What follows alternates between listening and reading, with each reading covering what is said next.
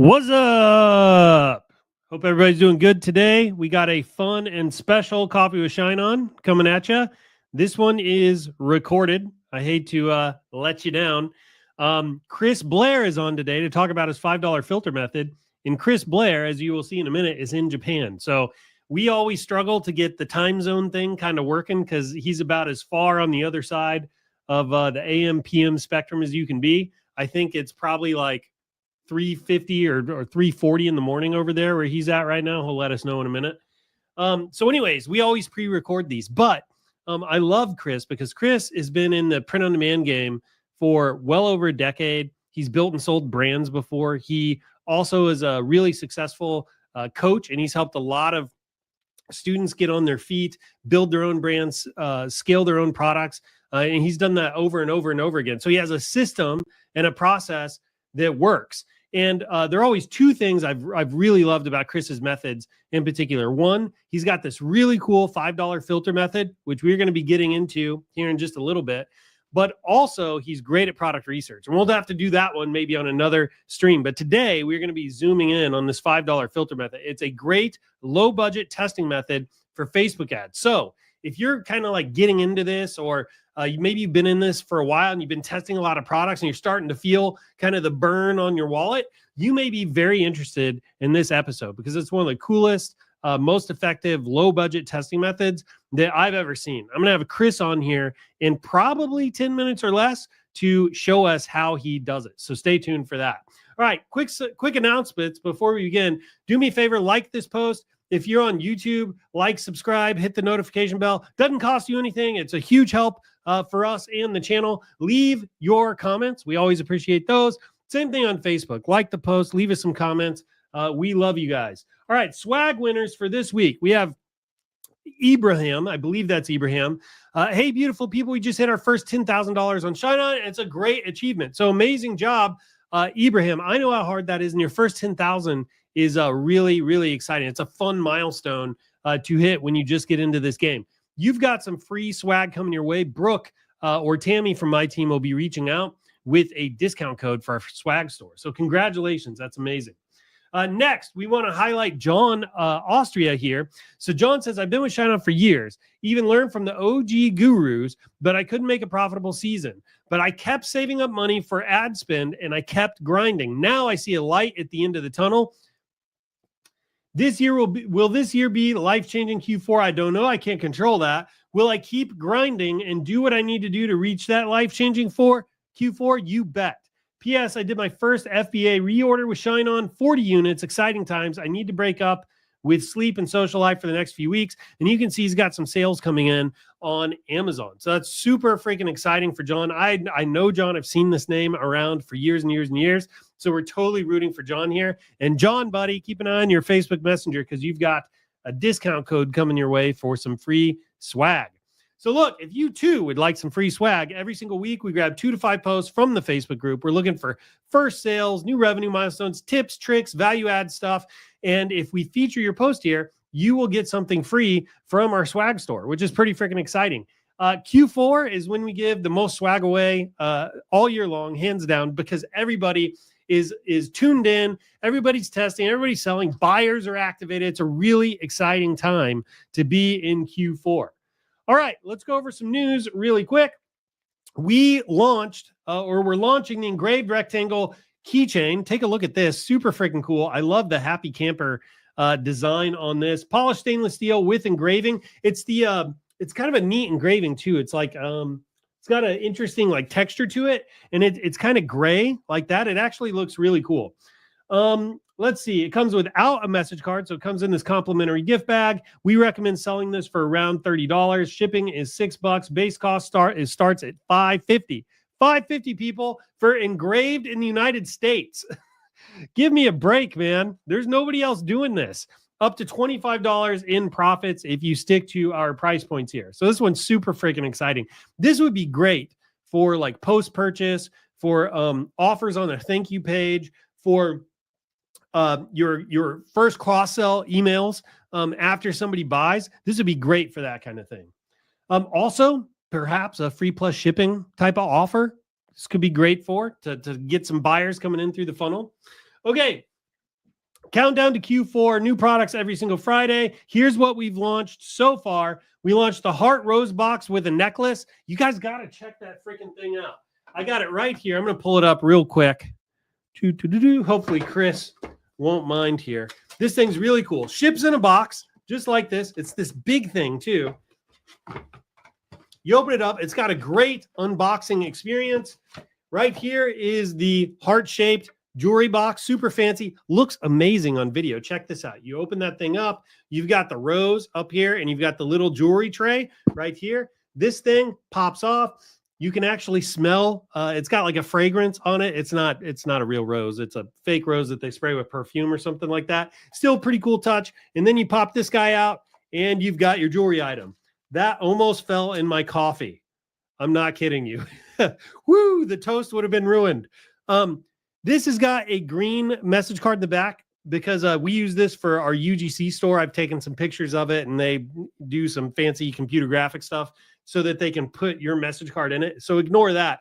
But the standard message card with the jewelry item kind of hangs right in there. So this is great for video.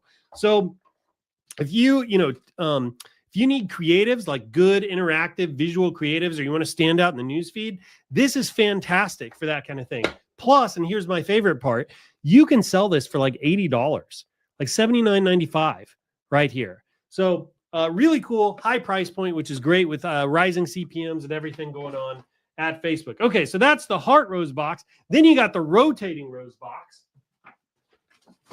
We also launched this, right? Comes in a little red jewelry bag here. Then you have your little red box. You pop that open. Then you've got your rotating rose in here. Let me show you.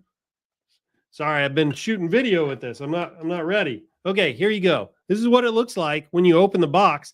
And the cool part about this is you rotate this around and it reveals the message card. And you have the necklace in there and everything. I need to set this up so it looks better on camera. But this is a really cool interactive product as well. This thing was blowing up on TikTok around Valentine's Mother's Day-ish. I mean, just absolutely blowing up, which is why we brought it in-house for you guys. So this is another really cool one that you can sell. Okay, so let me get my slides back up here. So that was the Heart Rose box. Then we have the rotating rose box. We also launched engraved map jewelry. I don't think I have pictures of that, unfortunately. So this is really cool because we actually built the widget. So if you go launch this on your store, it's already got a text field there where someone can put in longitude, latitude, or an address, and it will draw a map right on the item for you, and then we'll engrave that map. So this is great for like doing like the romantic type stuff where it's like where someone proposed to somebody, first kiss, all that kind of stuff, right? So it's really good for that kind of thing. Then we launched the engraved screwdriver keychains. That's going to be another one that's just absolutely fantastic for your upsells and things like that. We have the 18K gold cross pendant. That one was really cool. Make sure you go back through the featured section on Facebook here if you want to see some of these. We have the scripted love necklace. That's this guy right here. You can see it says love. There's the L, O, V, and E. So that's kind of neat. We have 5 new ornament shapes. So here's one of the shapes. You see that's this Christmas tree. These are all acrylic and they're graphic printed. So they look really freaking cool. And then we have acrylic blocks, which are these guys right here. And believe it or not, these things are super popular already. I really wasn't expecting it. These are great for like buyer upload photos and personalization and stuff like that. So anyway, I was really surprised by that. But yeah, you guys have kind of loved it. So anyway, guys, the team has been working like crazy to launch all these products, right? For you guys, for this Q4.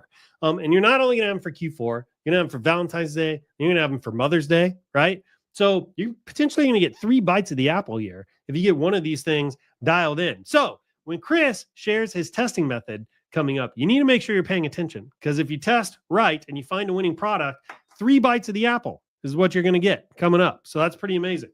All right. So where can you access POD University? Everywhere. Oh yeah. Okay. I asked the team to add this. So we actually have a mobile app for POD University, and a lot of people don't know about it. So if you go to the App Store in like iPhone. It's also in Google Play. And you type shoot, I think it's PodU or POD University. You will find the app. It's PodU actually. And the app is freaking awesome. Oh, I'm not logged in anymore. Anyway, it's really cool. You can access the entire Pod University there. You can access all the communities. You can chat there. You can even consume all the course content right there on your phone. So it's a really cool resource. If you don't have this yet, go download it. It's free. All right. Did I get through that in 10 minutes? 10 minutes, 36 seconds. Pretty freaking close. All right. I want to bring Chris on to do the toast. Chris, give me one of these if you're ready. All right. So let me take... what am I doing? This back. There we go. What's up, Chris? Hey, good morning. How you doing, buddy? 5:51 a.m. here. 5:51. So I'm Central Time, so you're 14 hours ahead of me. That's right. Holy Friday morning here. Yeah. That's crazy. Anything crazy happening in the future over there? Nothing. No recommendations for stock picks or anything? 40 minutes ago. No. Nice. And also, I love you've got this I don't know what you want to call it. But your room looks very Japanese to me. It does? Yeah. Western style mixed Western. Well, you got like I don't know. Yeah. You look pretty cool to me anyway. Where are you at home? Yes, I'm at home. This is your house, huh? I don't think I've ever seen your house. No, yes, you have. Every time I've done a live with you, I've been in my house. Oh, you've been here. Are we gonna get a tour? Like an MTV Cribs style tour? Maybe one day. Man. All right. So for those of you that don't know, actually, you know what? We got the toast we got to do. Then we're going to get into intro. Chris is a great guy. I'm glad you were able to join me today. What are you drinking today, buddy? I'm actually having a coffee and I have some water too. Me too. I made a latte for this. For those of you who don't know, every single week we do something special around here. It's called the Digital Marketer's Toast. And this thing is absolutely magical. If you've never partaken, get ready to live. That's all I'm going to say. Every week when we do these, I kid you not, somebody says they get sales. People report getting tingly, right? Because I talk that up a lot. But it is, make no mistake, the dopamine hit that kind of rings around the world. So let's all get in a good mood together. Raise up your glasses, mugs, bottles, and flasks. Join me now for the Digital Marketer's Toast. Here's to more conversions, more cash, cheap CPMs, and lower CACs, higher CTRs, much higher CVRs to enable ad accounts and big bank accounts, upsells, downsells, and cross sells, to winning products and repeat sales, and to the thing that everybody knows, the riches are in the niches, but also your email flows. Cheers, everybody. Cheers. Drink up.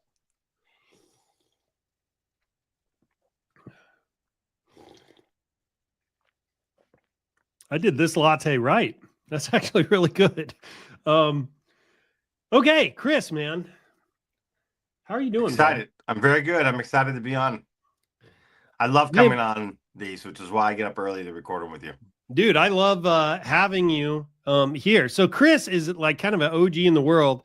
I remember Chris was already successful, already had a really solid brand, and you were already creating educational content back when I was getting started, which was like 2017, I think it was. That's right. You took courses and coaching with me in the past a long time ago. I did. And I remember what always stood out to me with you in particular was the low budget testing.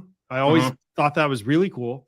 And then also your product research, which I already said we'll have to do that later. Today we're going to talk about your testing methods, but you've always had a unique and like kind of pioneering spirit. I felt like I've always felt like the stuff that you present is pretty original. Like you got there on your own by like traveling your own journey and like learning from your own mistakes. And I've just always really appreciated that about your content.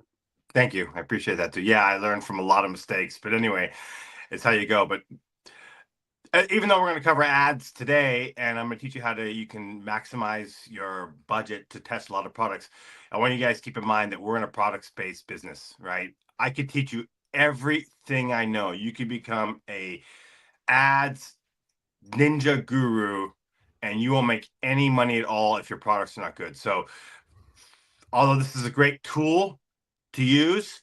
It's all about your products. I want you guys to keep that in mind. 1000%. We say that all the Facebook ad kung fu in the world is not going to scale a losing product. That's right. Exactly. Yeah.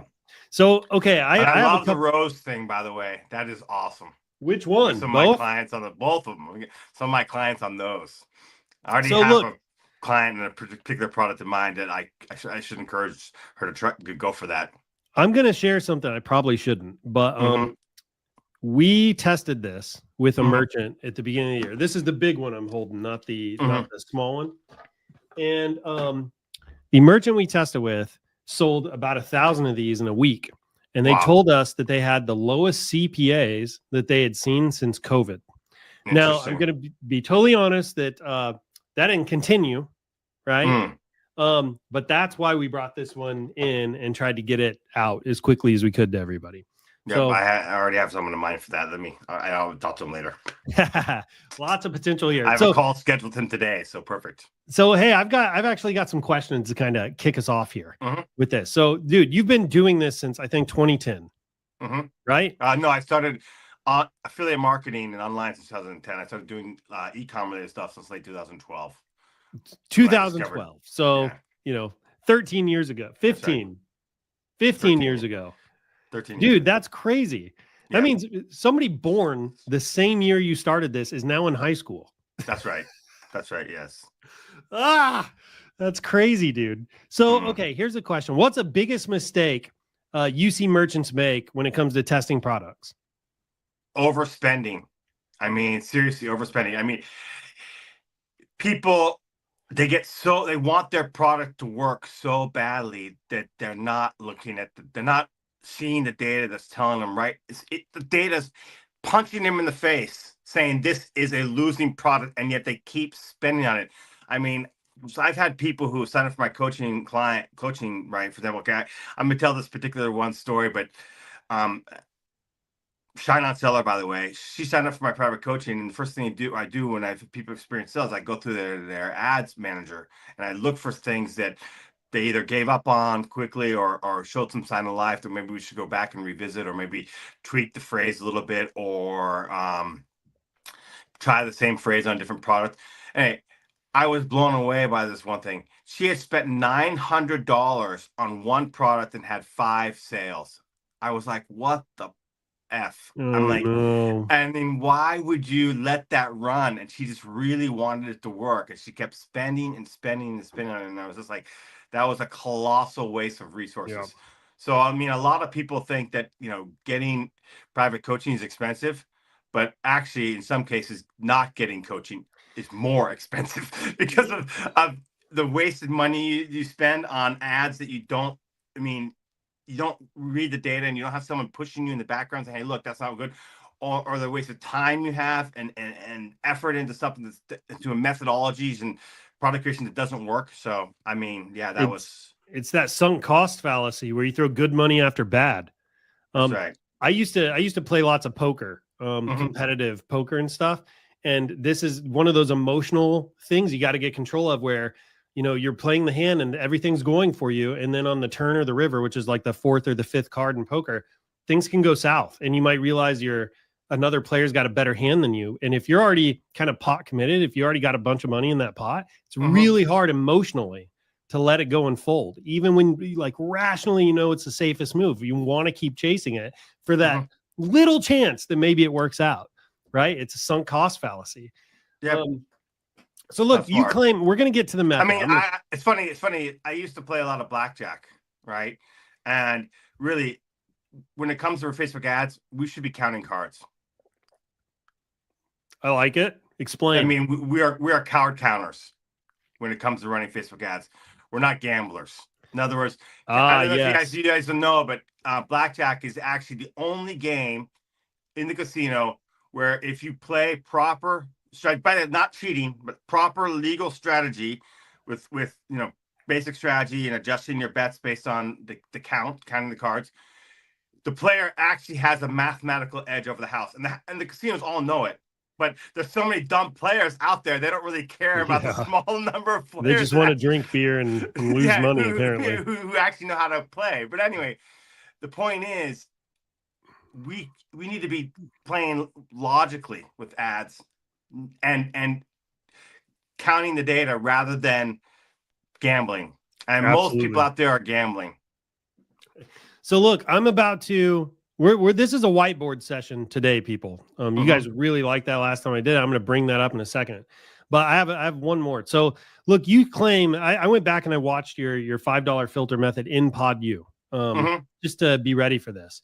And something that stood out to me is that you claim you've never seen a winning product without like good cost per click. That's right? cost per click. Yep. Yeah. And like that's a pretty bold statement, dude. That's a pretty bold statement. So walk me through why that's like the foundation of your whole method here. Okay. All right. So a lot of people want to focus on purchase and cost per purchase. And ultimately that's our ultimate goal. That's our secondary goal. We want to make profit, right? It should be so you think that should be our first goal. But here's the reality is to make money with ads, you need to be able to scale them, right? So if you can't take your ad to say go from $20 a day, in fact, like the month you're investing on a certain product, go from $20 a day to $100 a day to $500 to $1,000. And I've had clients and myself spend thousands of dollars a day on a particular product campaign. If you can't do that, you can't make good money with this business. You can make a little bit of money, maybe some money to go out to the restaurant with your wife this weekend or whatever, maybe go on a little short small vacation, driving vacation, not even airplane. But I mean, talking about real money here. We're talking about like money in which, you can take a long vacation or you can quit your job, right? You need to be able to scale, right? And to get and to scale that, you need to be getting regular traffic to your site, right? At a decent clip, a decent cost per link. Like for example, they show your ad to 100, you need people coming over your site regularly to scale it big. And so I've come to the conclusion that the number one most important factor for a successful campaign to scale, it's actually not your cost per purchase. Yes, you need to be profitable there, but more important than that, you need your cost per link click to be good. If your cost per link click is like $3 or $4 per link click, I don't care that your cost per purchase is good or not. You can't scale it. It just won't scale big.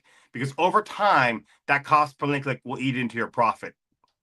Well, and you put a ton of pressure on the rest of the business because your conversion rate, the fewer people you have in through the door, the higher your conversion rates have got to be, which is actually that's a skill in and of itself. That's like very difficult to pull off.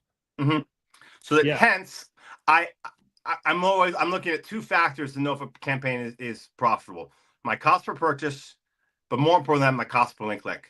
If those two align, then I know we're onto something. Okay, let's map this out. Okay, so it's $5 a day is the budget, right? Okay, so what we're going to do is this is kind of an old school method, and it's still working to this day. So a lot of people are going to say, "What about the using campaign? What about using CBO?" And I definitely love CBO, but CBO to me is better for scaling, for testing. I do have a CBO testing method. Because these days some ads accounts you have to use CBO. They've some brand new ads accounts, and if your ads account, you can use what's called ABO, ad set budget optimization. That's what I'm going to recommend for this testing. So now, it's $5 a day per ad. You want two to three ad sets. $5 a day on 2 to 3 ad sets. ABO. So that's $15, right? That's right. 10 to 15 bucks. Yeah. Okay. So let me hang on. Let's make sure everybody kind of understands what's going on here. So you've got your campaign. So this is the campaign one product or multiple products? Always one product per campaign because I want to be able to look at the campaign and see the overall data. So one campaign per product. That's right. And then you have instead of using campaign budget optimization, which puts the budget on the campaign, I want to use ad set budget optimization. The reason why is this. If you do a CBO, campaign budget optimization, you have 2 to 3 ad sets, Facebook will not spend evenly over each ad set. It will say, okay, I like this ad set, this interest better. I'll spend more on that. I want to spend equally on each ad set so I can truly know how each ad set performs. So I put the budget on each individual ad set. That's called ad set budget optimization. And this is old school method, but it still works awesome today. In fact, I had an experienced seller sign up recently for my private coaching, and he was blown away how effective this is. I mean, this is what we want to do for testing. How many ads per ad set? Okay. I'm usually 1 or 2, but you can have as many as you want. That's fine. I mean, if you want to test multiple creatives, then you can do that. I'm just going to do 1 just to keep things simple for everybody. Yeah, but you can have 2 to 3 creatives if you want. Some people do that. Okay, so it's $5 per ad set. It's 1 campaign per product. So it's really it's $15 a product. 10 to 15 bucks. Usually 2 is enough, actually. 2. Well, 2 ad sets. Let's keep everything as simple as possible here. So $10 a day is really what we're looking at. $10 a day. Very beginning. That's right. Total for the test. That's right. And how long do you let this run? Okay, I usually look after 1 day. The reason being is, look, this is not a scaling method, okay? This is not for scaling. I want to be very, very clear. This is here. This is just, we're just testing if a product has viability or not. You got to understand that when you run ads, it's the 80-20 rule on steroids. So it's the 2%, 98% rule. 2% of your products are going to drive 98% of your business. Right. So we need to get rid of the losers quickly and cheaply. And this is what this is for. Okay. So what I'm looking for after day 1 is my cost per link clicks. Got it. So day 1, we evaluate CPC. What's it need to be? Okay. Here, there's a little bit of variance here, unfortunately, with product type and the niche that you're in. But to give a general principle, I would say $2 or less. CPC, needs to be less than $2. $2. And I look at each ad set. So what will often happen is one ad set will be at that and one will not. So we'll turn off the one. We'll leave the other. Okay. Turn off at ad set level. Right? That's right. That's right. Okay, so basically, I'm going to repeat this. I just want to make sure everybody gets it. So it's 1 campaign per product. So, and by product here, we're not saying Love Knot or Alluring Beauty. We're talking about like the design, right? And the phrase and all that stuff. So it's I love my wife, Love Knot necklace. Yes, exactly. So it's 1 campaign per product. And then in that campaign, you're going to have at least 2 ad sets, but you can have 3, right? Yep. Each ad set is going to have a $5 budget because we're using ad set budget optimization right over here. And then what you're going to do in each ad set is going to have 1 to up to 3 ads, right? That's right. The way I've drawn it here is the simplest way to run this method. And then what you're going to do is you're going to let this run for a single day, and you're going to come in here and you're going to check it. And if the cost per purchase, cost per link click. Oh, you're right. Cost per link click. There, I'll put it like that. Cost per click. Gosh dang it, dude.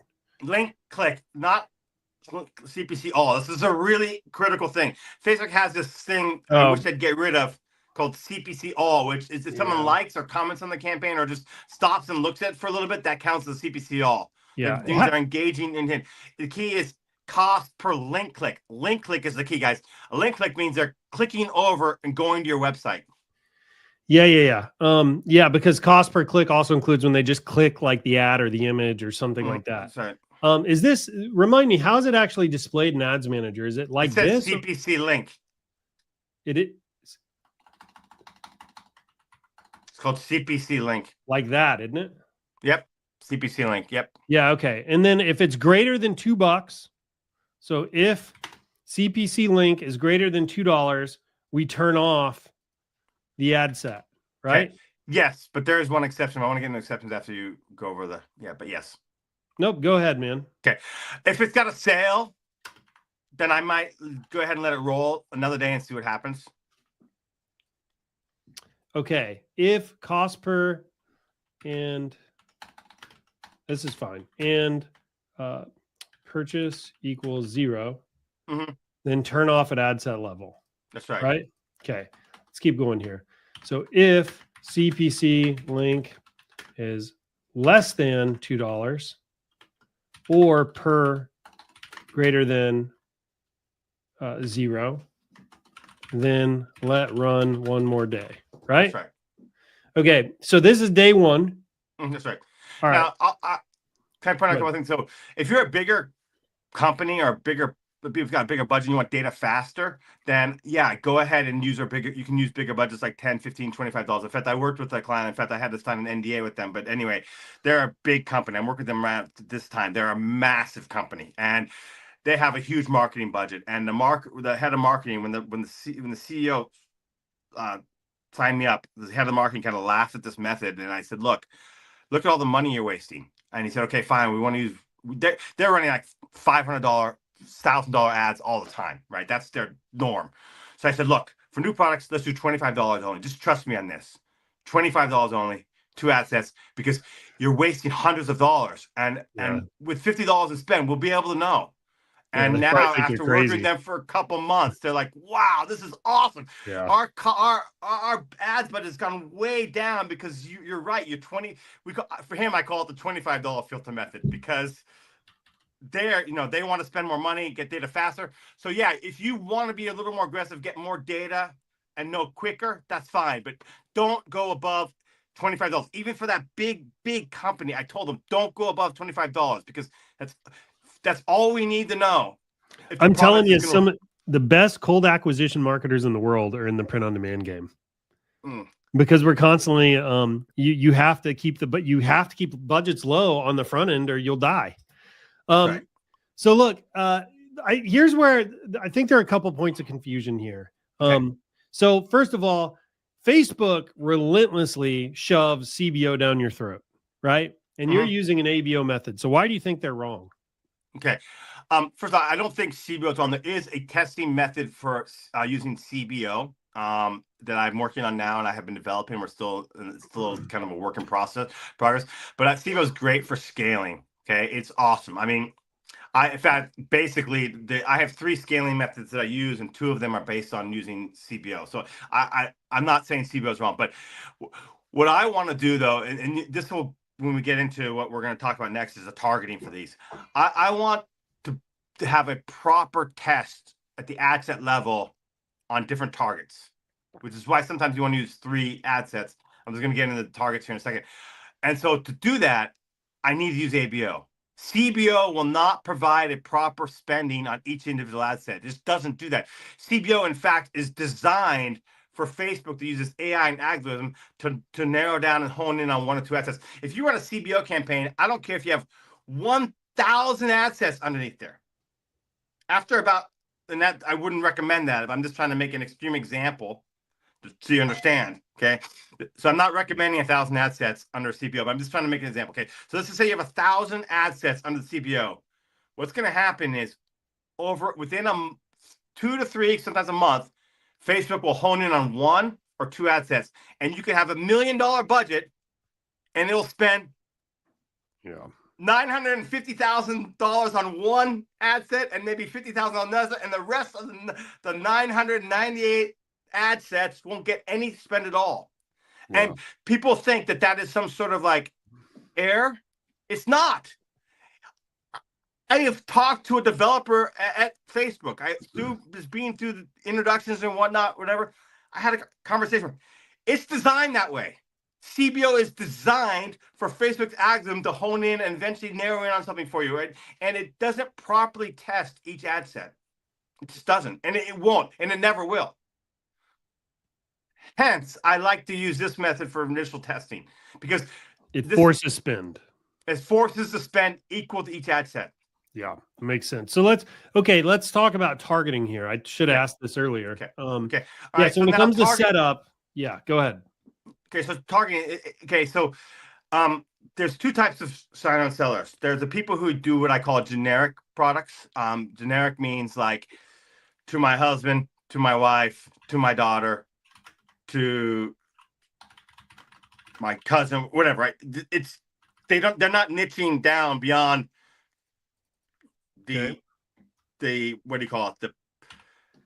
It's big relation. Yeah, it's relationships. It's family relationships. So in that case, here's what you can do. You have one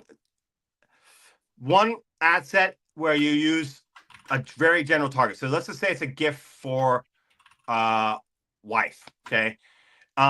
You would have a target, and you would probably think, oh, I should target married, right? And I actually don't recommend that target. The reason being is so many people out there are married and don't tell Facebook that they're married. Okay, I'm married. I don't tell Facebook that I'm married, right? They don't go in the demographics and put that in there, right? And number two is all the big box sellers are using those generic targets because they don't know what they're doing really. Basically, they're just going in and they're on there for $1,000 a day. So you're in a really competitive market, right? So what you do is you just think about, okay, what ages are likely to be married? What ages are likely to be married? So you do no targeting, ages say 35 to 35 and up, men. I mean, the odds that 35-year-olds and up are going to be mostly married is very high, right? Right. Very, very high. So that's one target. Another target would be, so you go and you do, now you're still going to use advantage audience, right? But you're going to do, it says add suggestion. There's that little button there that says add suggestion. And you're gonna think about this, okay? So what kind of hobbies and activities do married people do together? What kind of thing, right, would they do together? And eat out at restaurants, I don't know, maybe they drink wine together or whatever. So one target that I've had success with, or I've had clients have success with, is Olive Garden, right? Very popular restaurant for couples to go out on a date in, right? So just think about targets like that, right? If you say it's a gift for daughter, right? Again, you would do the same thing. One interest would be, okay, what age groups would likely be, men and women, right? So obviously use both genders. What age groups would likely have kids? Right, yeah, probably 35 and up as well. So, right, likely to have kids, right? Another target would be, okay, what activities would family people engage in, right? And the other target you would do some sort of thing that people would likely engage in. For example, amusement parks, right? Most people who go to amusement parks go with their family. Right. So that's a good target to choose, right? So 35 up amusement parks. If you choose parents, which you can test that market out, but you understand that parents is the most natural thing to go after, and every single big company, big box marketer who doesn't know what they're doing, just gonna go in there, oh, parents, beautiful, okay, great. I actually think $10,000. I actually think you had a really good point about people not putting all their information in Facebook anymore. I think, between 5 and 10 years ago, people are probably a lot more honest and free with the information they gave Facebook. And post, the whole Cambridge Analytica thing and COVID, you're right. I think a lot of people distrust giving their information out. That's something I actually hadn't considered. I think you have a really good point. So that's why if you target parents, you target married or in a relationship, those kind of targets, number one, you're probably hitting 10% of people who are actually qualify for that status. Two, now you're up against the big box sellers. Yeah. Interesting. Okay. So yeah, I still, even though the advantage audience is there, I use it, but I still like to use the interest target in combination. So is the idea that each ad set has a different target? That's right. Each ad set needs to have a different target. And so, which is another reason why sometimes you have three. I mean, sometimes let's just say, okay, we'll use the beer niche, which is a niche I sold in the past a lot. Okay, so this could be a case where I want to have three. Okay, so all right, I've come up with a design, and there's a few types of beer drinkers. There's the redneck beer drinkers, there's the blue collar beer drinkers, and then there's the craft beer drinkers, right? And I'm not 100% sure which one this product might appeal to. So I might go in and choose one target, do three ad sets. One target would be craft beer, right? Another one might be NASCAR. I'm getting the red there, and then another one might be, I don't know, heavy industries, right? Where I'm getting the blue collar type of people, right? So then I got all three of these targets, and then I can go through and by testing each one, I'm physically spending each one. Not only am I able to test whether the product's got viability or not, but I'm also able to look at the data and say, okay, oh wow, the rednecks and the heavy, the blue collar workers are the ones who really appealed to this one. The craft beers didn't like this one. Okay, now when I go to scale, I'm going to focus on these audiences, these type of people, and look for other targets similar to that. So I want to help some people. I want to be super clear about what you're saying here, because I can hear the questions I'm going to get now. It's like, why would I target construction? Like, do I need a construction a product that is for construction workers or something? It's not that at all. You're looking at the buyer, right? So if it's like what Chris is doing is he's saying, if I have like a to my daughter gift, right? It's parents that are going to be buying that gift for their daughter. I'm sorry. Let me back up, because the example used was beer. So if Chris has a product that's related to beer, right? And he's trying to my beer drinking wife,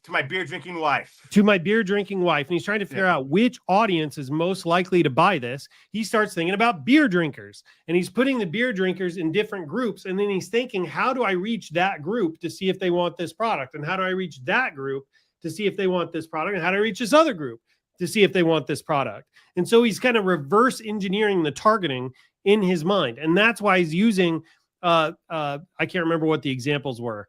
NASCAR, craft beer, NASCAR, and heavy industries, whatever. Yeah. And it's just an experiment. This is what marketing is about. You got to test to see which audiences are going to respond to your ads, right? And you have to, if you want to find the where your purchasers are,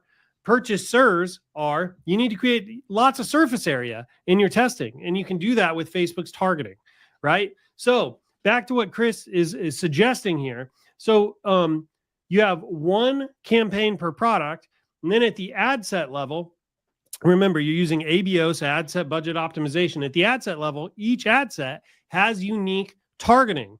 That way you can show your ads to unique pockets of people and see which ones respond the best to your product, right? Is that correct? That's correct. And you can do this for any niche. So let's just say you have a golf related product, right? You can do that. You can go and find hobby golfers or people who are really into watching PGA, or that, you can do that. Or let's just say you have, I don't know, give me another niche. Well, I actually have an example, a real life example of how I've done this in the past. So like one of the products I scaled was a To My Wife product. And I was trying to figure out which demographic of husband was most likely to buy the product. And where I got to mentally was I thought I took the restaurant idea. I was like, I'm going to target a bunch of upscale restaurants, right? And then I'm going to target a bunch of like mid-scale restaurants. And if I remember right, the upscale ones were like steak houses and stuff like that. And the mid-scale ones were like, this was a while ago, were like Applebee's, Chili's. It's like you sit down and you pay a little bit more, Cheesecake Factory, that kind of thing. And then the low-scale restaurants was fast food, Burger King, McDonald's, Taco Bell, all that stuff. And I found that the fast food group responded way better to my product than the others. So then in my next test, because I go, I got data here, right? Apparently the people that like fast food or whatever into this, I wonder if people are into big retail chains, Walmart, Big Lots, Dollar Store, et cetera, are into this. And sure enough, that worked too. And then I started thinking, okay, I started thinking about that income demographic, and I started thinking a lot of these people are rural. I started looking at where the purchases were coming from. Then I started targeting pickup trucks, country music, fishing, stuff like that, right? And it's when you test this way, you learn about your buyer. That's right. And like you can lean into that, and it gives you ideas for more testing. Absolutely. Yes. Okay, so very good. All right, so do I need to know anything else about the setup here? Okay. No, that's for the setup. But we need to go at what happened on day 2 and day 3 and so on and so forth, and you start getting sales. There's more to it, but this is day 1 setup. Yes. Okay, tell me about day 2. Okay, day 2. Okay, so day 2, what I'm really looking for here is the cost per link to be going down, and I'm starting to look to see if we're getting a purchase or not.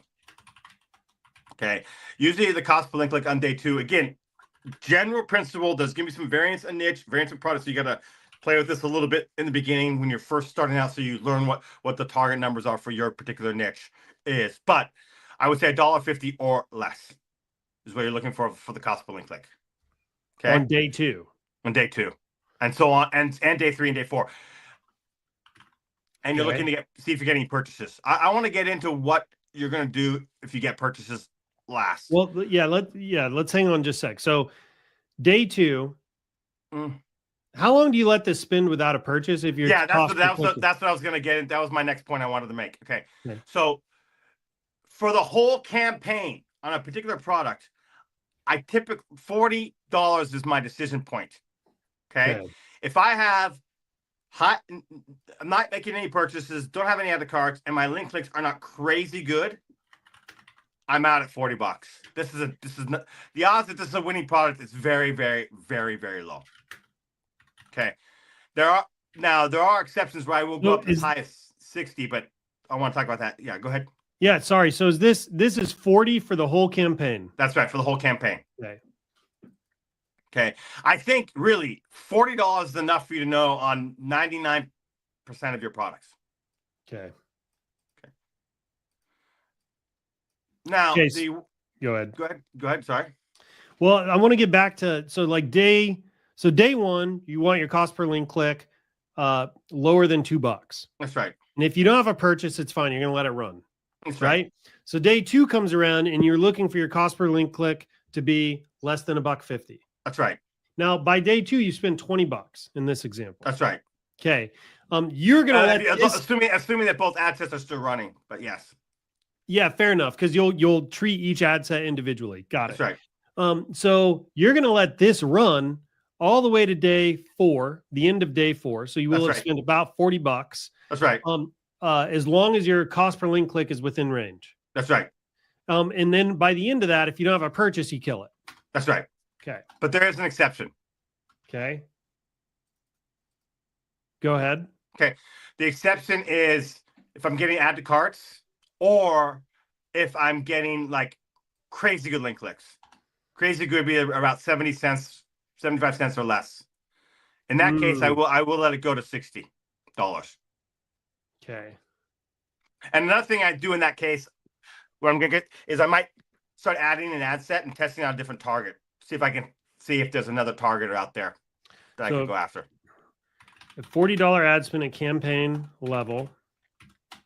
If, what do you say? No add to carts. No, if no add to carts and the cost per click is high, just you're out. You said, yeah, okay. If no add to carts and cost per link click is over like what? $1? Over 70 cents.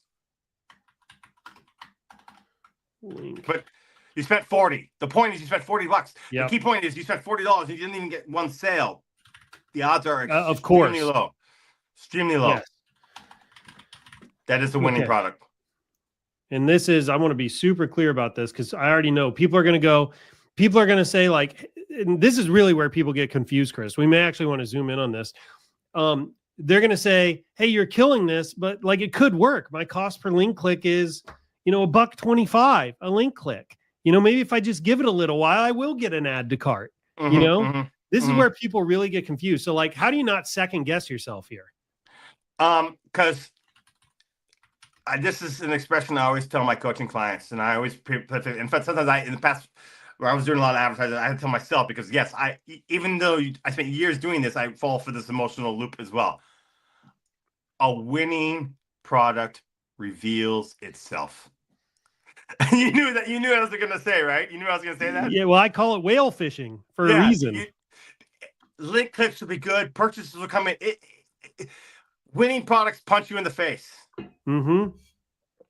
Once you have a winning product, people that don't have a winning product just don't know the experience of it. I always talk about whale fishing because I feel like it's a good visual to understand. If you're on a boat in the middle of the ocean and you're fishing with your rod and reel in hand, right? Here's my question. Will you know if you catch a whale?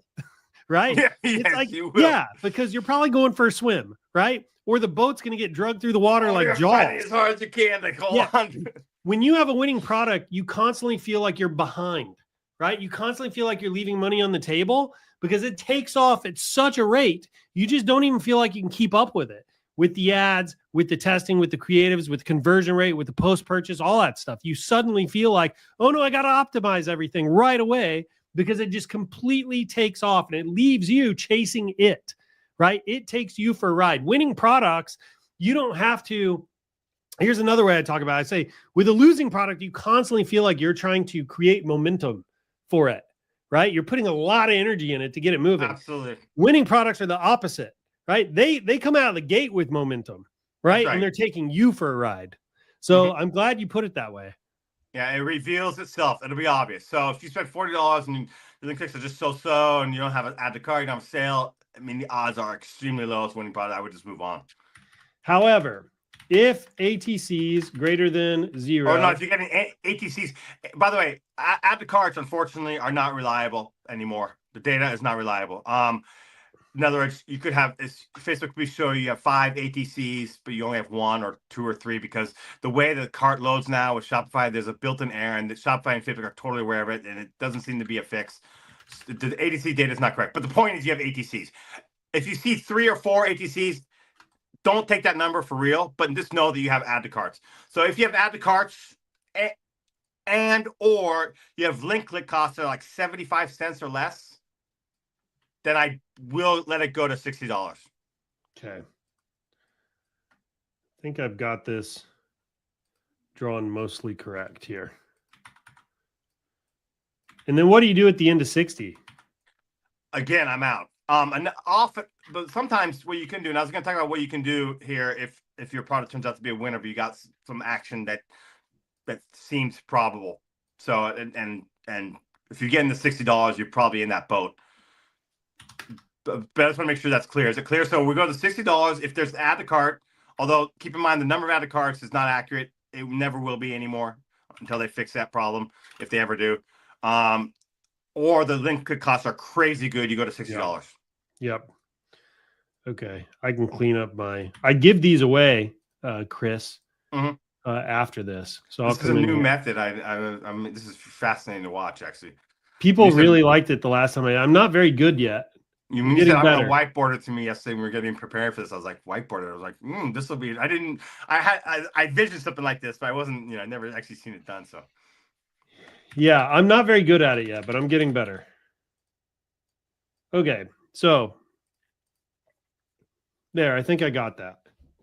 So there are your rules. And this is really day 2 through, I don't want to put a day on it, but it's like day 2 through $40 and spend. Something like that. Okay, so where were you going?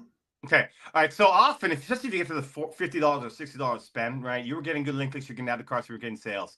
So there's a couple of things you need to ask yourself. Okay. And this is one of my favorite methods is, what if I put this expression or phrase on a different product? Is there some other product within Shine-On's catalog that if I take this phrase, for example, okay, I have a love-hate relationship with the Love Knot necklace. Okay. It's a great product. Don't get me wrong. I love it. And I've had clients scale it, and it's awesome. Right. I have a client selling Love Knot right now. A couple clients selling Love Knot right now. But here's the reality is it's also the most marketed product out there. Yeah, it really is. I mean, I'd be willing to bet half your uploads of new products are Love Knots. Am I about right? I actually don't know the data on that. Okay, it'd be interesting to see, but I'm willing to bet. I will tell you though, the top selling product, it really does alternate between Love Knot, Forever Love, and then Alluring Beauty and Interlocking. And it's really interesting to watch those cycle all year long. They're constantly fighting it out for the top spot.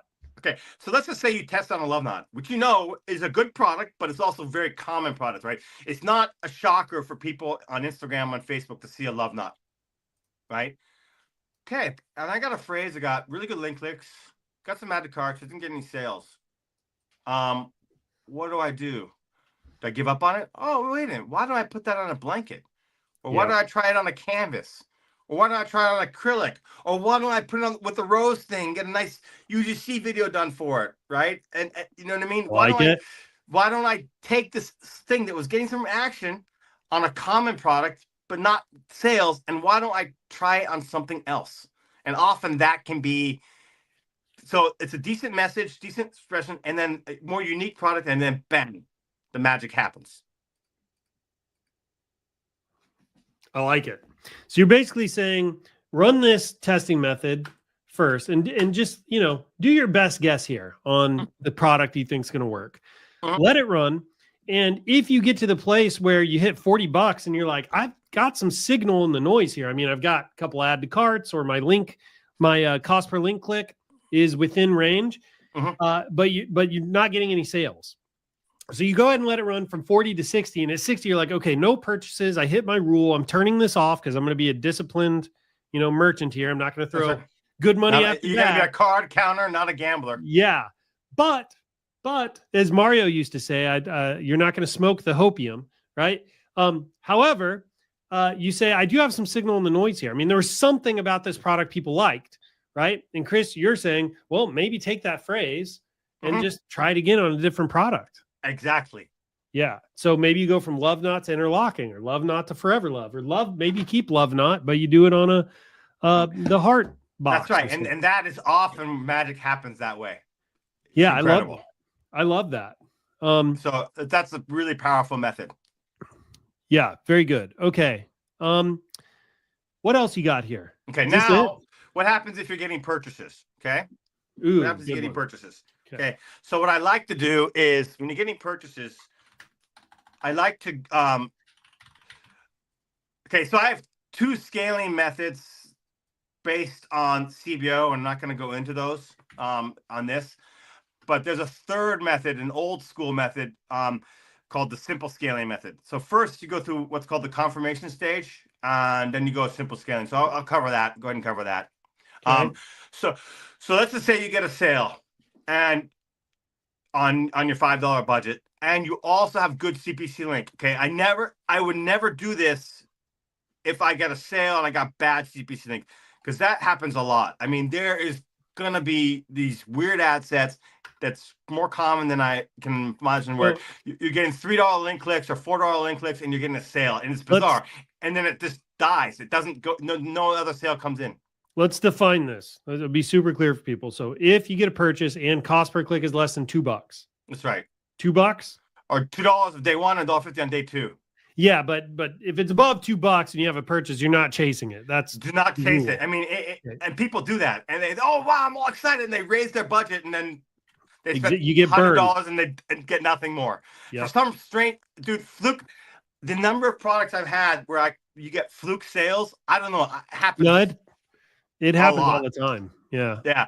You get this really odd sale. Facebook served the one person in the universe who wanted it. Well, I've seen it where like you launch, I mean, you launch something, you get like 2 sales in 24 hours and you're like, shit, man, I'm buying a house in January, and then it's like nothing. That's right. Like nothing ever happens after that. Yeah, right? So it's weird. Yeah, so I call those fluke sales. So don't get excited about fluke sales. I want to. So again, the big picture. Okay, let's go back to the very, very beginning. A winning product reveals itself, and to me, a winning scalable product is the cost per purchase is profitable, and the cost per link click is good. Yeah. So that is when I'm getting excited. Okay, keep going. Okay, so what you do then is if you got good cost per link click and you got good cost per purchase, in the morning time in your ads manager, this is really important, guys. When you do this, always do this in the morning time. There's a built-in Facebook bug that Facebook reps will argue with you till you're blue in the face. It doesn't happen. It's bullshit. It does happen. If you raise the budget in the afternoon or late evening, it'll spend like crazy and give you bad bot traffic. It's just weird. It just doesn't. It's bizarre. Always, whatever your ads manager time zone is, raise the budget in the morning from $5 to $25 or $5 to $15, and then go $15 to $25. That can totally work. So hold on. You're saying if this works, if this works, you're saying scale with this ad set? That's right. Okay. I call that the confirmation stage. And it could lead to old school simple scaling, which is not the ideal one. The ideal one is to go to CBO. But anyway, I still want to go ahead and cover this for people because people use this. Brian, I should post Brian's he's cool with me talking about this. Brian's results. He loves the simple scaling method. He's still using that today. So you're saying, how much do you say to raise it by? You can go, I usually 5 to 15 or 5 to 25 or 5, 15, and then 25. I call this confirming. This is the confirmation stage. This is stage 2. This is before scaling. Yeah. So yeah. Let's.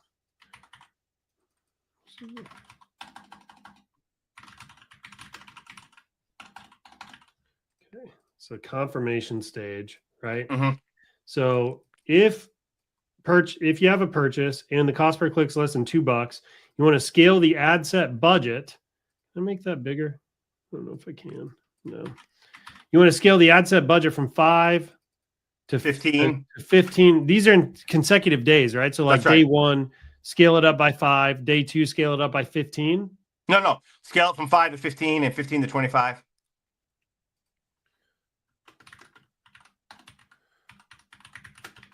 Okay. So what you're doing is confirming what we're doing here is we're confirming with a little more spend if we truly have a winner or not. Got it. Okay.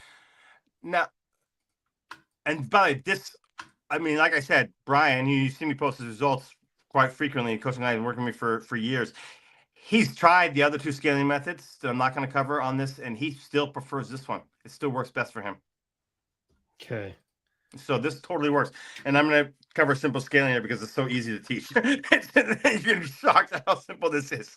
All right. So the idea here is, let's repeat for everybody. Okay. So you're doing your test, right? So you have 1 campaign per product. You have a minimum of 2 ad sets. You're using ABO, ad set budget optimization. You set a $5 budget per ad set.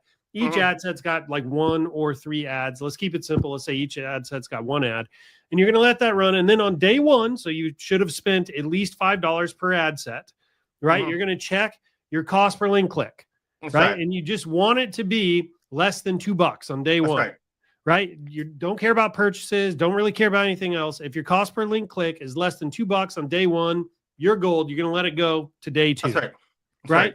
Then on day 2, you expect the cost per link click to be below $1.50. That's right. Right? And hopefully you're starting to get some like add to carts. And if you have a purchase, great. Yeah. Right. Great. Yeah, as long as the cost per link click is less than $1.50, you're going to let it roll. If it's over $1.50 on day 2, you kill it. That's right. And we're looking at each individual ad set individually. Yes, each ad set individually, not the campaign. That's right. Yes. Okay. And then by $40, you're going to check it again. Right. That's right. And at $40, if there's no add to carts and if there's no add to carts and your cost per link click's greater than 70 cents, you're just going to kill it. That's right. But if your cost per link click is less than 70 cents, there's something about it people like, you're going to let it run to 60. That's right. Okay. By 60, you really want a sale. That's right. And if you have no sales, you kill it regardless of anything else. That's right. However, because that cost per link click was so low, you go, maybe there's something here people like, and you might test on a different product. That's right. Exactly. Okay. And if you're at $60 and you have at least a sale, then you're going to move to the confirmation stage. That's right. Actually, you can move the confirmation even earlier if you're getting a sale. If you have a sale. 1 of the 2. That's right. So as soon as you have a sale, you move to the confirmation stage. If the link click cost and the cost purchase is profitable. Yeah. Yes. Okay. So, and then the idea here is you just marginally raising the budgets to drive more traffic, and you're just you're kicking the tires here. You're just seeing if the market is interested in this. So you're going to slowly increase the budget, and you're doing it on the original ad set. That's right. So you're going to go in there, and in the morning, it's really important. For example, I've got a client who I've worked with for a long time in Malaysia, but their ads account is set for East Coast United States time. So he has to go in and up the budget in the morning time on the ads. Once you set the time zone for your ads manager, it can never change. What is the morning? Can you give a range? Before noon. You don't have to wake up at 5 a.m. and I got to turn on my ad. No. Wake up, do your thing. Okay. So you're going to raise the budget before noon. You'll go from $5 to $10, 10 to 15, 15 to 25 or whatever. Something like that. That's right. You're just slowly kind of stepping up the budgets to see if it takes. Okay. Got it. Next steps. Okay. Again, it's all about looking at the link click costs and the purchases. If you're profitable, you may want to test out. You could add a couple more ad sets if you want to test out some other targets. And now, another thing, when using ABO, this is a really important thing. No more than 5 active ad sets at a time. Okay? It's because of the overlapping audience thing that Facebook doesn't like anymore. if anyone who sees an old school video out on YouTube, I saw one the other day. I was shocked. I don't know how someone's pimped one of my videos and has it up on YouTube. I talk about scaling out when I used to do like 500, or I do 100 to 200 $10, $5 ad sets. I call it scaling out. That method does not work anymore. I've removed all those videos from my own channels, but some people have copied my videos and still have them out there on YouTube. I couldn't believe it. Anyway, that doesn't work. You want no more than 5 active ad sets. Facebook doesn't like this overlapping of audience things. So that'll happen. As you have different targets going, they'll be overlapping. And you can have a little overlapping, that's fine, but you don't want a lot of it. So each ad set needs its unique targeting. Regardless, it will still have some overlapping. So you want no more than 5 active ad sets on an ABO campaign. Active. The keyword being active. If you turn off an ad set, you can add another one. That's fine. But no more than 5. Okay. I think I got that. Okay, very good. So let's say you're doing this. What are our decision points here? Again, cost per link clicks and cost per purchase. Are we profitable? Are we making money? And our link clicks look good? The $1.50. Even in the confirmation stage. So, like, are you okay with being unprofitable here for a little while? If I'm at break even, or I'm okay. So basically, it's like if break even, let it run. If not break even, kill it. That's right. But obviously, if it's around break even, it's not really scalable. Yeah, but the idea, you're going to continue to spend to see if it gets there, right? That's right. Exactly. So if break even or greater, let it run. If unprofitable, kill it. That's right. Really your next decision point. That's right. That's right.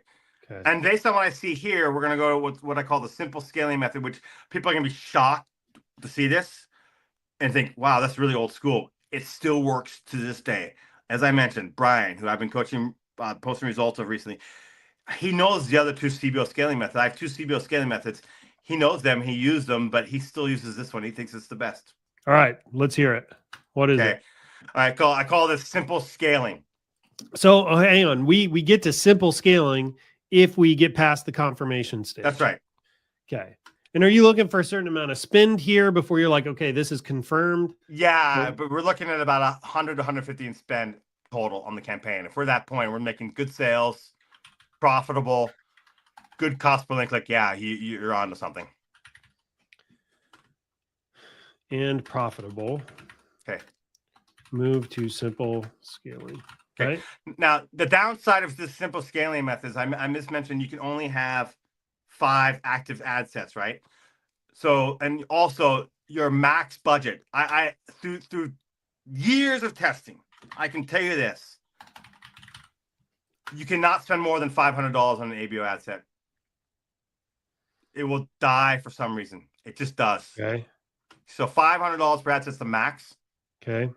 So your max is 5 ad sets. So your max scaling potential is $2,500. So are we still using the original? That's right. And you can add new ones. You can add new ones too, as I mentioned.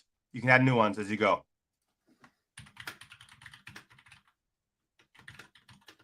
Okay. And what are you doing? Okay. Yeah, we're raising the budget. Maybe go 25 to 50, 50 to 100, 100 to 150. After about 150 or so, you want to be maybe making jumps around 25. You want to do like 20%, 30% a day, not doubling anymore after about 150. No, up to about 200, you can double. After $200, you don't want to be doubling anymore. You just want to do 20%, 30% increases a day.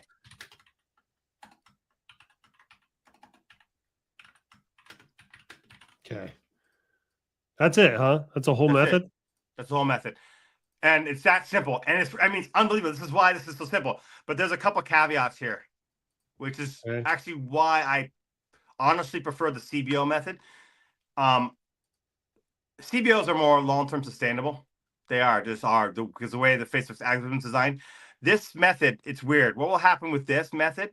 If you're at the scaling stage and you're spending like $400 or $500 on an asset, it'll work for 1 week. It'll work for 2 weeks. It'll work for 3 weeks. It'll work for 4 weeks. It'll work for 5 weeks, 6 weeks, sometimes 2 months, and then suddenly, bang, it tanks. It's just weird. It just it's a phenomenon I cannot explain, but it just does.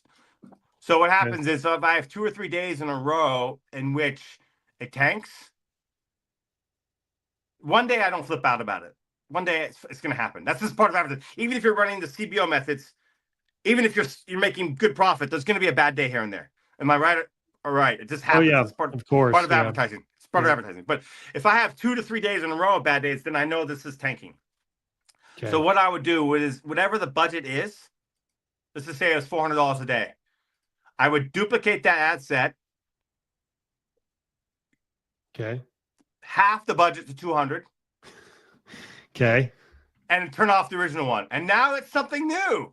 And it'll start kicking in again. So if it stops working, duplicate it, half the budget, and just start over. That's right. So with ABOs, it's all about what have you done for me lately. Okay, I'm not gonna. Got it. I think we're good. I'm not gonna draw that part. Okay, so it's good. No, we're good though. I think this is actually. I will go ahead. No, I just say, guys, I wasn't planning to cover this far, but I just gave you a simple method you can use based on the ABO, going from the $5 filter method, the confirmation stage, to the simple scaling method. If you want the CBO methods, which are actually better for scaling, you gotta sign up for my coaching. And we'll get to that. 1 second here. So if it stops working but it's profitable, duplicate the ad set, cut the budget by 50%, and start over. Is this still within the same campaign? That's right.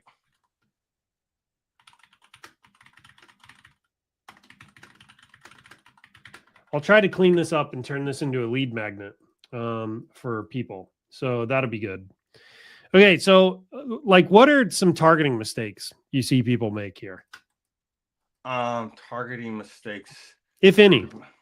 No, I don't think there is. I mean, as long as you're using reasonable targets, which makes sense. I mean, okay, what about at the ad level? Image, video, like, what do you have a preference here? Where are you at? All right, so this is a bit complicated. So don't use a busy image. So for example, on the canvas, right? Canvases, people use the image where it's hanging up on the wall, and there's a couch and there's a desk. I mean, one, it's not even 100% clear what the product is. I mean, as far as like, are you selling the desk or are you selling the canvas? Two, they can't read the image. So if you're going to use an image ad, you want something that clearly shows the product. And if it's something flat like a canvas, add a tag, canvas wall art, to the bottom or to the right? If anytime you do personalization, you have to, I'll never forget this. This is back in 2018. Whenever I had a shirt that said, the man, the myth, and then you can put the name, any name, the beer drinking legend. And I put an ad up that said, the man, the myth, Dave. Dave's my best friend, so I use the name Dave, the beer drinking legend, and started advertising it. And we got tons of comments. Oh, that's a great shirt. Can you put Gus on there? Can you put Jim on there? Can you put what? They didn't realize that. That's the moment I realized. Whoa. So we put the example up, and then we had a little bubble that said, personalize any name here. You gotta spell it out. So the image, you have to, when you're running ads, right? We are doing what's called interruption marketing. Okay, so we are interrupting people's day. It doesn't matter whether it's TikTok ads, Snapchat ads, Facebook ads. On social media, you're interrupting people. Okay, and it works, right? We're here teaching you how to do it. It works, but you have a split second to get their attention. So your image needs to show the product very, very clearly. Okay, it doesn't need to be overdone. It just needs to show the product clearly. Okay, and so that's key. And if you're going to use a video, right? Videos for print on demand products, in most cases, I mean, yes and no. What does work really well, though, is those emotionally based UGC videos. Those are great with the voiceover. The reactions? Yeah, the voiceover, or voiceover saying the message. That can work really well. So a video that appeals to emotion, or just a simple image. Okay. Any other rules? No, that's good.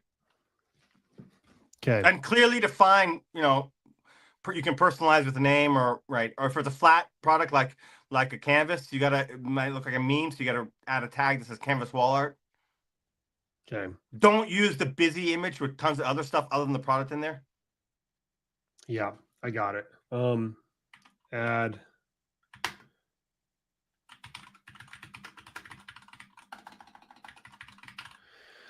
Okay, very good. So let's see here. Here's a question I know I'm going to get. There are a lot of people that are new and their CPMs are just ridiculous. And they're going to want to know if the cost per click rules apply because they have new ad accounts with high CPMs. What do you say to that? Okay, yes, in the first week or so, maybe 2 of a new ads account, yeah, you need to let it run a little longer. You need to warm up the ads account, but just don't spend a lot. Just don't spend a lot. I mean, just get 1 or 2 campaigns going and let it roll. Okay. What happen is Facebook knows that you're running ads and they'll start to warm up your account. So you don't need to spend crazy amounts to warm it up. But there is a warm up period. And in that time, I'm not really paying much attention to the cost per link clicks. I'm just getting the account rolling, getting the pixels and the AI rolling on that account. Okay. Very good. Let's see. If somebody is like brand new, they're trying this method for the first time, but they're probably drinking through a fire hose right now. But like, what's like one thing you want them to remember about this method? Pay attention to your cost per link click. I knew you were going to say that. I mean, it really tells a story. I knew you were going to say that. I know it's weird. It's counterintuitive because are we going for purchase? And the answer is yes. But yeah, CPC link tells the story. Okay. It makes sense, doesn't it? I mean, if people are not going to your website at a good pace, how can you possibly scale?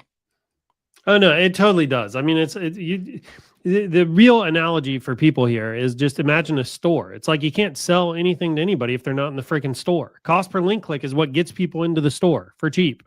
That's right. Right. So the lower it is, the more people you can get to the store for the same amount of money. That's right. It just people just got to visualize it. They got to work out the math. So yeah, okay. And then also be a card counter, not a gambler. Yeah, that's a good one too. Be a card counter and not a gambler. Any other nuggets? Product is everything. Chris Blair nuggets. The product is everything, guys. I mean, look, you can master this method and all my scaling methods, but you won't sell shit if you don't have your product. Yeah, this is something I picked up from you for sure. I'm a product guy because it's product really is everything. Yeah, you launch a winning product. Everything else is forgiving. You can run crappy ads on a winning product; they'll still scale. It's got its own momentum. That's what we were talking about earlier. So winning product really, really is everything. If you're testing right now and it's not working, I've been through this. I've seen this hundreds of times with students before. This is exactly what happens. They run a product that doesn't work and they go, well, the method, it's my method. And they go to YouTube and they find some new Facebook testing method. And then they come try that one and that one doesn't work. And then they do a little tweak and they try a little thing here, whatever. 30 tests later, they hit a winner and it freaking takes off. And it's with some crazy freaking method that they like hack their way into. And then they've got a course, right? Because they've got some new method that nobody's ever tried before. I've done this to myself, right? That's never what it is. It's all about the product. You launch a winning product, damn near any method works. That's true. That's absolutely true. Absolutely true. So sometimes people ask me this and they're like, hey, what method should I use? And I tell them, I'm like, the method you believe in is probably the one that will end up working. Just pick one, stick to it until you hit a winner. And then surprise, surprise, it freaking works. Yeah. Right. Do you have any other nuggets, any other pearls of wisdom here you want to share with people? Yeah. I mean, it can be more costly to do it on your own than to pay for getting help. When I first started, I signed up for coaching with Don Wilson. Who's that? You know who Don was. I know who Don is. I paid Don a good chunk of money. Let's just say that. It was worth every penny. Yeah, he's almost my neighbor. Yeah. Was anyway. He's from Wichita. It's like 3 hours away. Great guy. Yeah, Don's cool. I mean, in fact, not only was I so impressed with his coaching that we were doing together, I actually decided to do one of his masterminds. I flew from Japan all the way to New York and attended his New York. He rented a suite and attended that mastermind. That was great. Yeah, he's an incredible direct response marketer for sure. Okay, so let's get into this because this is so Chris. Chris does coaching. We've mentioned it before. Yep. I've taken coaching from Chris. Super solid guy. I can't recommend Chris enough. Chris, where can people go to find out more about you, your coaching? There's two options. Okay, I like to talk to people who are going to sign up for my coaching, whether it's so I have two options. One is private coaching. So I've got a 5-month private coaching program. You can private message me on Facebook. We can get on a call and talk about that. I have another thing that I do periodically. It's called the POD Growth Lab. It's a combination of group coaching, group sessions, and you get a little bit of private coaching. Not a lot. You get 3 private coaching sessions, but you also get the whole group coaching. That's a lot more affordable than my private coaching. It's at a price point that basically anyone can afford. I open up groups periodically. I've done 4 of them. I'm in the middle of the 4th one now. And I run them for a while, and then I take a break and I run for a while. And I wasn't planning to open up a new group. I seriously was not planning. I was thinking that late December, I'll promote to start one for the Q1. But Michael invited me on this, prompted me, said, you know what? I want to help out the Shine On people, so I will open up another group. So I'm going to start a new group. It's starting the week of November 2nd. I have made a whole PDF on that. You can private message me. I'll give you the PDF. You can take a look at it. You can sign up. And it's on the first 8 people sign up. It's going to close up. And I really limit the spots here because when I do group coaching, okay, so let me take you back. About 3 years ago, I did group coaching for the first time, and I hated it. And the reason I hated it was because I let too many people in, and I didn't feel I could help people.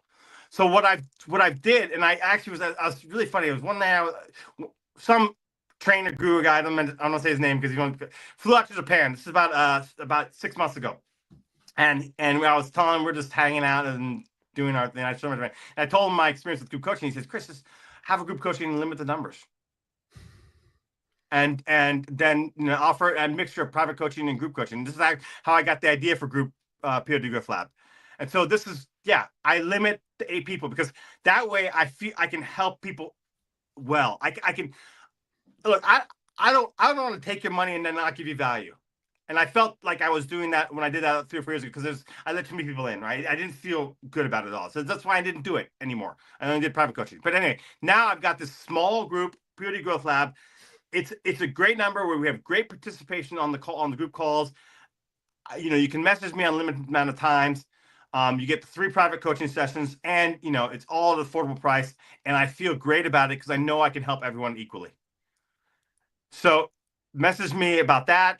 It's my newest POD Growth Lab. It's starting the week of November 2nd.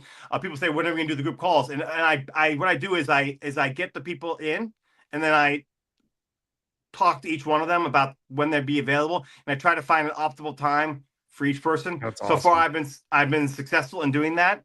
I've never had to have changes, but if necessary, we'll rotate. We'll have one group call this time this week, and next one group. And if you can't be on live, you get the recordings. So and you get recordings, you get oral live group calls, you get unlimited message me during the 6 weeks of the POD Growth Lab, and you get 3 private coaching sessions included. Yeah, and look, I really can vouch for Chris here, right? And we don't at Shine On, we don't just vouch for anybody. I mean, if we vouch for you at Shine On, you have to have either produced results yourself or generated students that have produced results, right? So like, I don't get anything out of this either. Like Shine On gets no kickbacks out of this. We only win if you succeed, right? So if you go to Chris and he does well and you guys get some value and then you come back and make sales, that's how I win here. It's Shine On. And Chris is somebody, as I said, that I can personally vouch for. I mean, I took Chris's coaching way back in the day. I mean, it was like 2017, 2018, I think it was. And I've stayed in touch with Chris throughout the years. Chris is a great guy. He's always helping people out. Like everything he teaches, like he practices, like he really picked this up through the School of Hard Knocks. So, and he's close, like because he's working with so many students, he knows what's working like right now. He's kind of a practitioner in that sense. So, anyway, I can really vouch for Chris. And if anybody's kind of, wanting some coaching, wanting to take your print on demand game, the next step, I can recommend Chris without hesitation. All that said, I do need to probably disclaimer this whole episode with, look, your results aren't guaranteed. You know, print on demand does require some risk. You're going to be spending money on ads and things like that. Success isn't just going to fall out of the sky. Your results are going to vary, you know, just because somebody has a bunch of success with it and they blow something up, right? Doesn't mean that you're going to necessarily, even if you copied everything they did right down to the T, doesn't mean you're going to produce the same results, right? There is some luck involved in things like that. Also, I got to say that just because you consume this, or even if you take Chris's coaching, that's no guarantee results either, because most people take coaching and stuff and then they don't do anything with it, right? It's like 10% of the people actually end up taking action, you know? So if you're here, you should be proud of yourself, because at least you're trying to invest in yourself and take things to the next level. So I probably just need to put all that out there for everybody here. But Chris, thanks so much for coming on. Thank you for having me on. I hope everybody got a lot of value out of the session today. I love Chris's low budget testing method. A lot of people tell you spend, you know, $50, $100, $200 just on a test, right? And you can see if you're it's a numbers game. If you're testing a lot of products, it's a lot of freaking money. And I love how Chris keeps it controlled, right? Okay. So go ahead. So two things. Number one, if you have any questions about the content today, feel free to comment, make a comment on this post. I will be monitoring it. If you're interested in my private coaching or my Purity Growth Lab, private message me. Excellent.